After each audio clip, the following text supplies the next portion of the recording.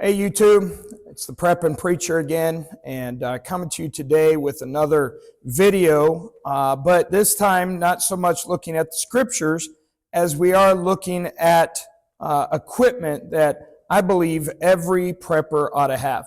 We're living in a day where danger and crime and harm is a day-to-day reality. People are being hurt. People are being attacked, whether it be by hands, by guns, by knives, by vehicles, doesn't matter. People, every day, we got to realize that we are facing the possibility of being hurt. Not only that, but if you and I believe in having our weapon with us at all times, then we ought to also be ready to render aid at all times. And so today I'd like to talk to you all about different types of IFAKs, or what that means is individual first aid kits. Okay, I'm going to move around here and just go through these, and hopefully you all will see some things that can be a help to you. So the first thing that we look at, we have three here. This is an ankle IFAK. This is one that's very easy to have on you at all times. This one here is what I would say the necessities. These are things you must have if you're going to go into any kind of fight. If you know you're going to be in a fight, this would be what you must have.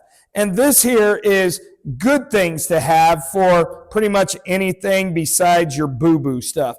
Everybody ought to have a boo-boo kit as well. My wife hates it when I call it a boo-boo kit. She thinks that it ought to be called something else. But in that, these are three kits that are easy to make. I would not buy a pre-made IFAK.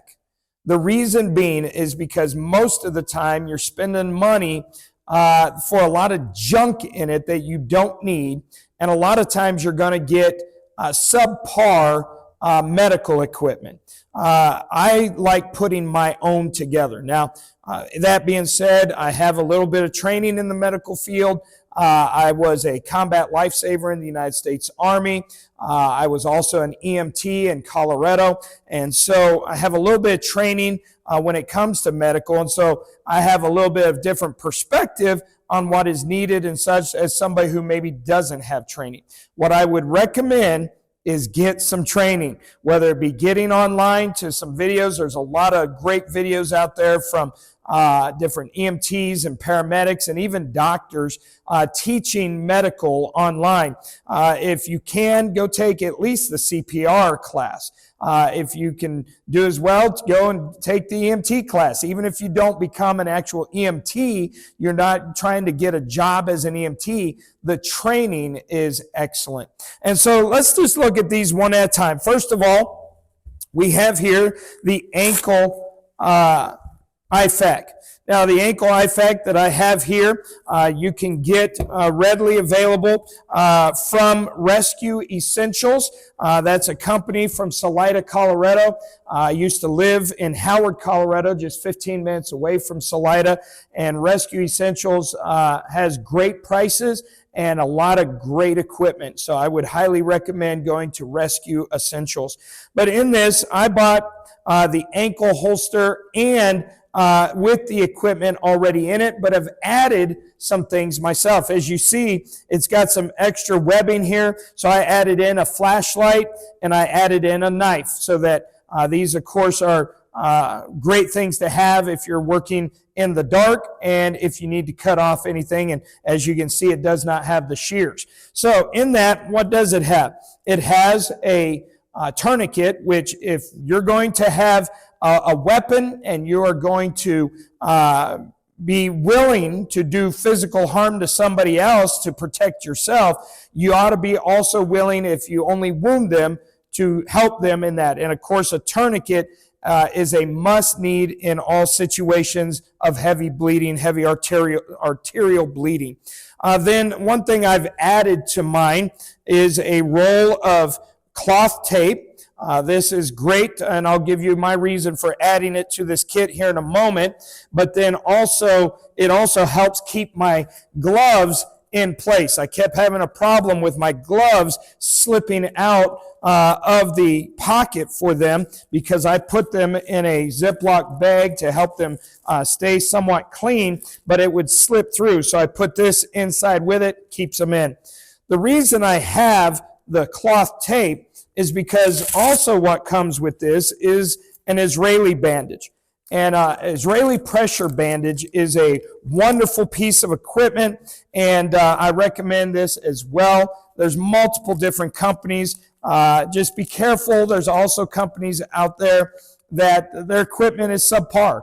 Things will break. So you want to get you good equipment. But there are companies making equipment that is cheaper in price, but it's good quality. One of those companies is Rhino Medical. I highly suggest. I've ordered a lot of stuff from them, and I love their stuff. Their tourniquets, I believe, are just as good as many of the other tourniquets out there.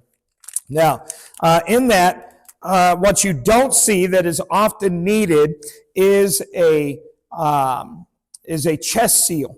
But you can take the packaging from this and make a chest seal, but you need tape to tape it down. So the reason I have tape is so I can have a chest seal with the packaging of this Israeli bandage. So you got your pressure bandage, you have your tourniquet, you have gloves to protect yourself, and with the tape, you now have a chest seal. And so this is a great, it has like the bare necessities, all right? But a great kit that you can easily carry on you at all times. Now, as I said, there is the necessity kit now.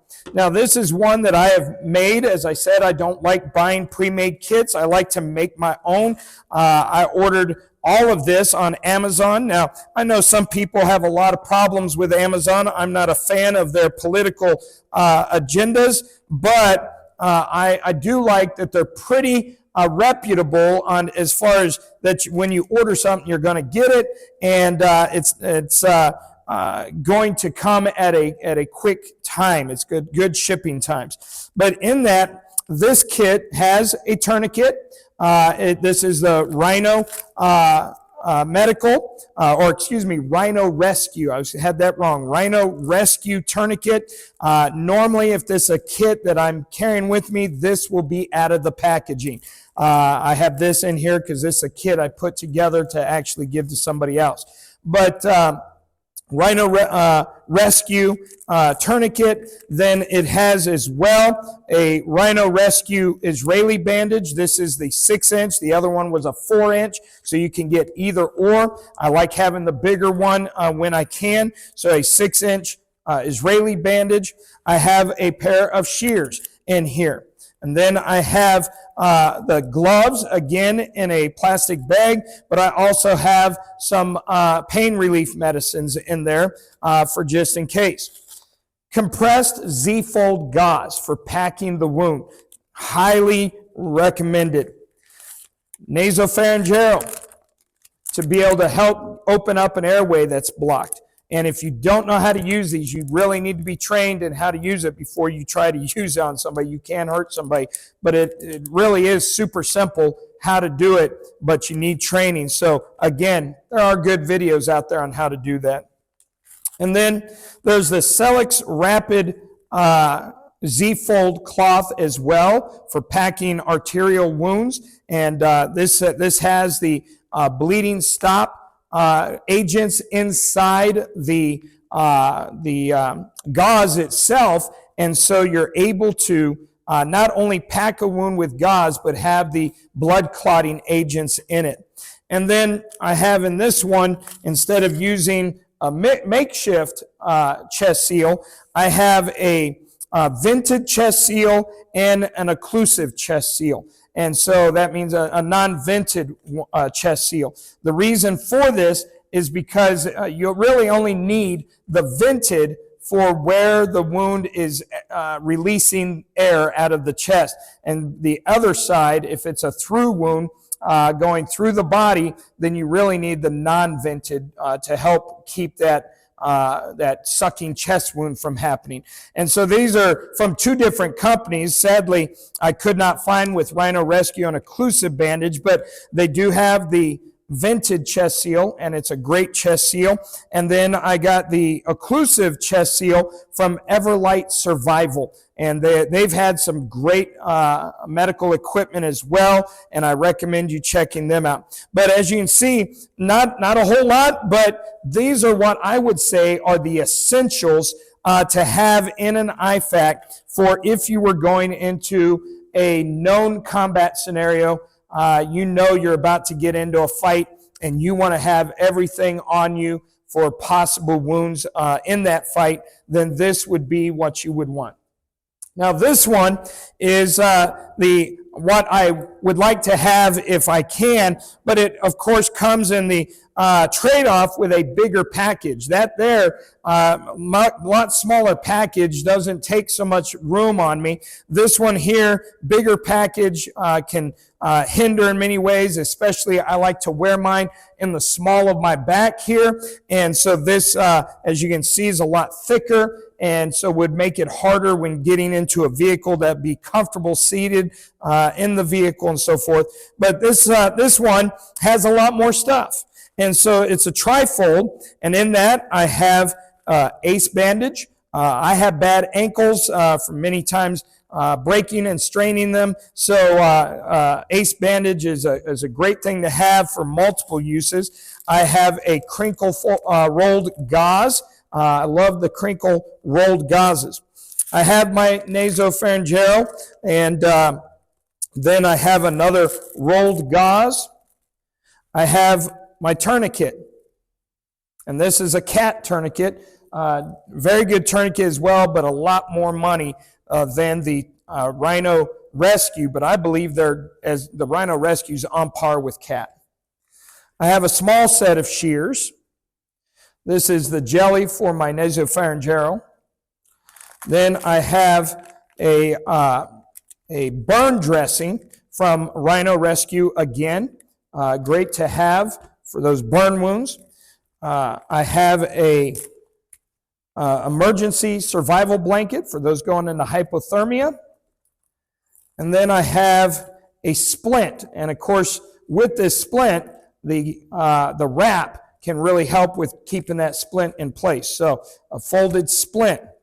Now, on this pocket, in the zippered area of this pocket, I have the major arterial bleeding things, besides the tourniquet, which should stay out in the open. This one, instead of the Celox Rapid, this is the Celox Homostatic Granules. And these are granules that you pour into your arterial wound bleed site. And of course, that is only on your limbs, legs and arms. And so you would pour this into the hole, fill the hole with this to stop your bleeding. This here is actually a lot cheaper than the Celox Rapid. And so you can buy more of these, and it's going to do the exact same thing. You can pour it in, and if you needed to, you could use a regular compressed gauze to then back it up with. And so then I've got my Israeli bandage.